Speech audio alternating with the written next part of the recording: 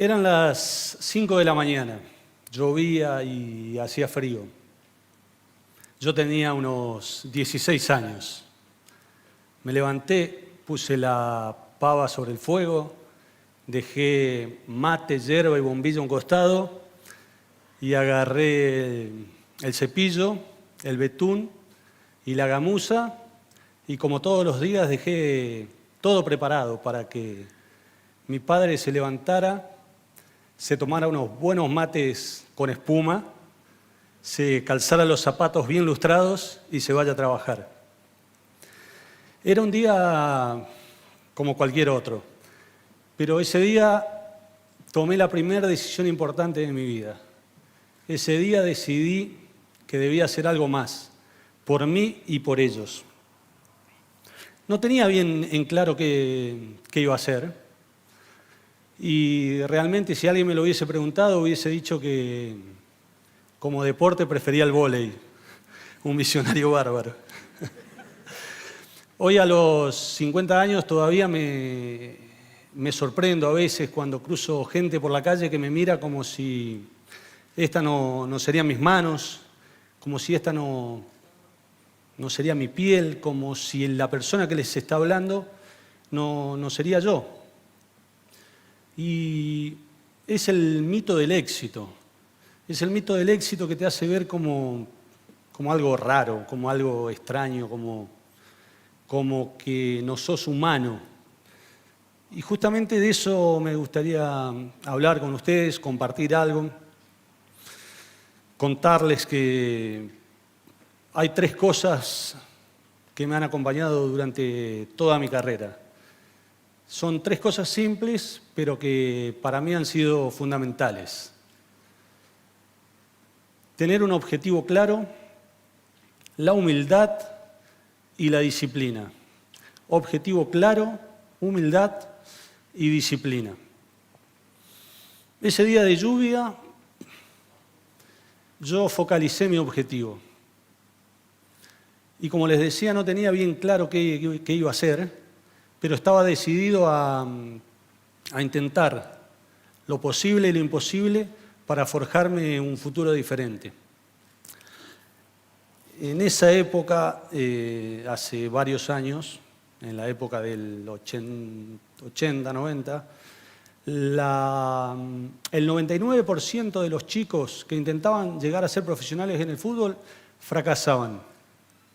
Yo estaba en la pensión de Newell's, estudiaba porque así me lo exigían y entrenaba todos los días, sabiendo perfectamente que solo el 1% de nosotros lo lograría.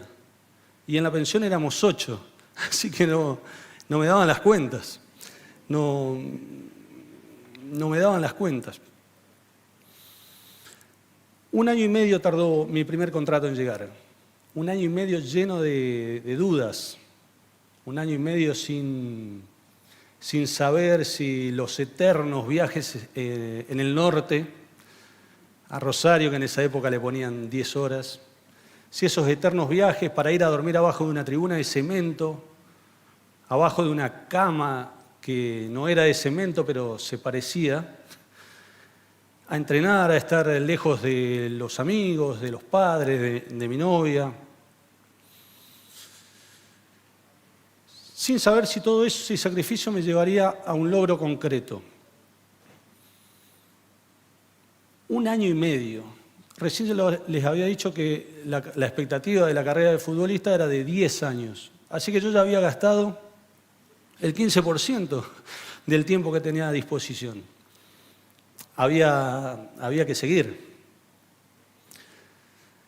Entonces en Rosario conocí a uno de mis más grandes mentores, Marcelo Bielsa.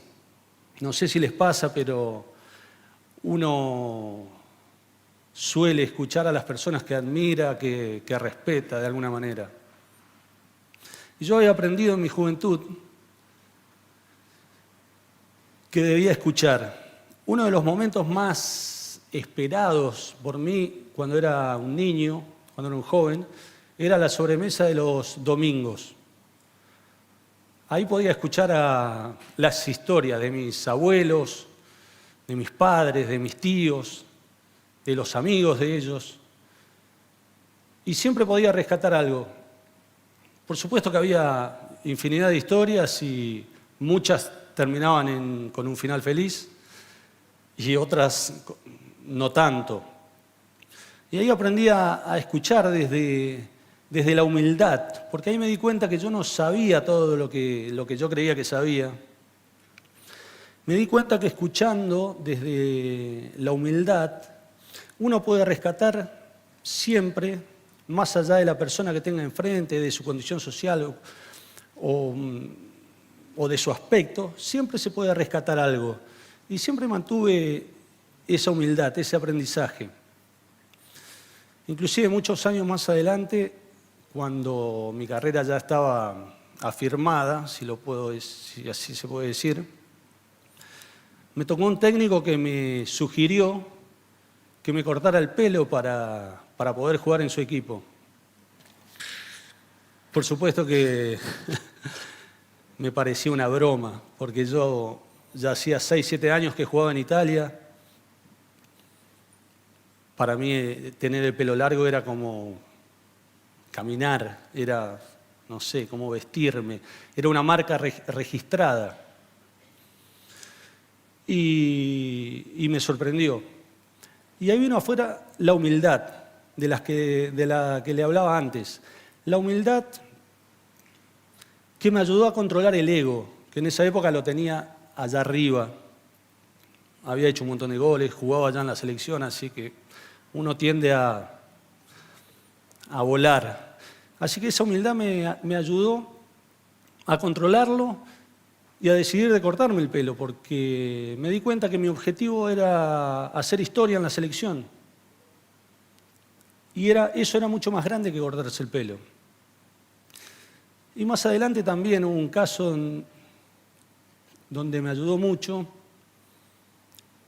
Yo jugaba en la Fiorentina, vino la Roma a comprarme. En la Fiorentina yo era poco menos que un rey. Podía hacer cualquier cosa. Aparte de jugar mal, podía inclusive decir algunas barbaridades que nadie me decía nada porque ya me había ganado el respeto en esos 6 o 7 años que había estado ahí. Entonces la Roma, lógicamente, dicen, este está cómodo ahí, lo tenemos que entusiasmar, lo tenemos que incentivar. Así que me prometieron todo lo que se puedan imaginar. Me prometieron desde la cinta de capitán a la camiseta número 9, a un montón de cosas que es inútil nombrarlas. Pero me prometieron sobre todo pelear por el campeonato, que era una cosa que yo estaba buscando. Y ahí otra vez la humildad me jugó una buena pasada y me dijo, no vale la pena entrar a ese vestuario, a ese grupo de jugadores con la cinta de capitán, atropellando. Es mejor entrar como uno más, dispuesto a trabajar y aprender como todos los otros. Y entonces le dejé la cinta de capitán a Totti. Digo Totti, por ahí algunos saben de fútbol, es uno muy famoso, que en ese momento no era tan famoso, pero ya el capitán porque era un romano y nosotros jugábamos para la Roma.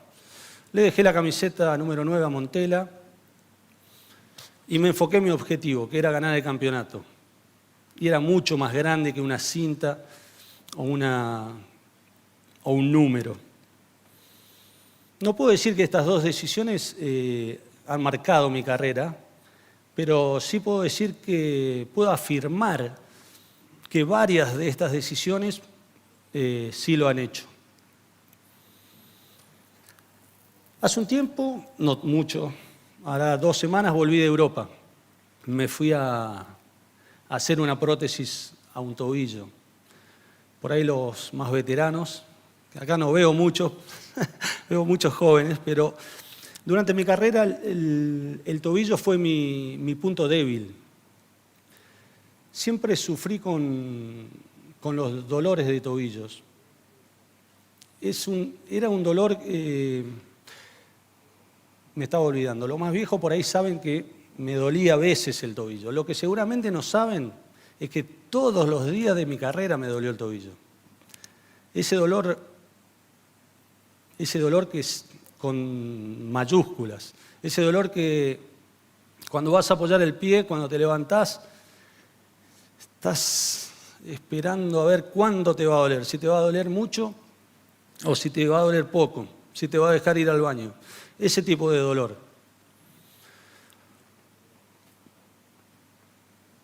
Me acuerdo del dolor y me duele el pie. Bueno, la cuestión es que no me venció el dolor. Seguí adelante, seguí caminando. Inclusive cuando estaba en River, ahí es donde había hecho la mentalidad esta, estuve 6 meses sin jugar. La verdad que me entrenaba igual o más que mis compañeros. Y llegaba el domingo y afuera. Y el otro domingo y afuera. Y así 6 meses. 6 meses donde por supuesto se me pasó por la cabeza varias veces volver a Rosario, que era el club donde yo había surgido, donde había salido. Era un club que conocía, un equipo de compañeros, una ciudad que me quería, me sentía protegido. Pero yo quería triunfar y no podía aflojar. Si quería triunfar, debía exigirme más, debía sacar fuerzas desde donde no las tenía y debía continuar a desafiarme y hacerlo y hacerlo y hacerlo. Y fue así, con esa mentalidad, que no me venció ni el dolor ni esa sensación de fracaso. Mucho más adelante tampoco me ganaron las distracciones que vienen con el éxito y con el dinero y con la fama.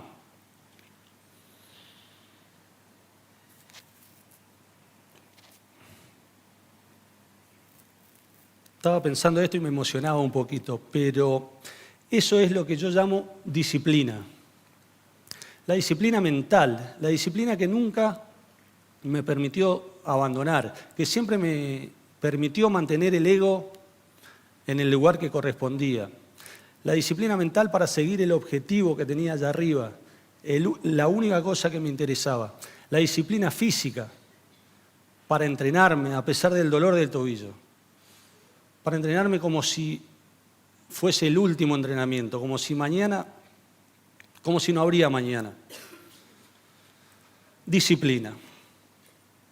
La misma disciplina que aplicaba todos los días para levantarme, preparar el mate y lustrar los zapatos.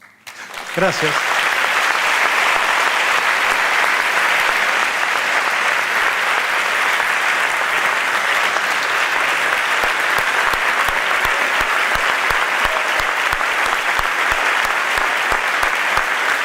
Gracias.